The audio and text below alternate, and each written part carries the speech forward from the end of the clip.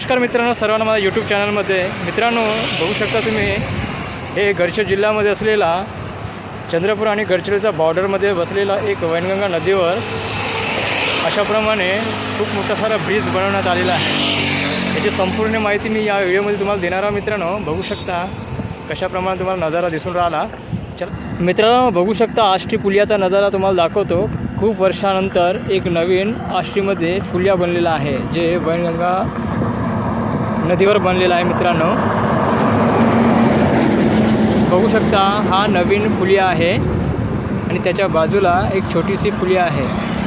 तो जेव्हा भरपूर पाऊस येत होतं त्यावेळी सी फुल बुडत होतं, त्यासाठी हे नवीन ब्रिजचं बांधकाम करण्यात आलेलं आहे. 2 वर्षानंतर हा ब्रिज पूर्णपणे तयार करण्यात आलेला आहे आणि आता इथून सर्व गाड्या येणं जाणं करत आहेत. बघू शकता मित्रांनो, तुम्हाला परिपूर्ण माहिती इथून देतो मी तुम्हाला.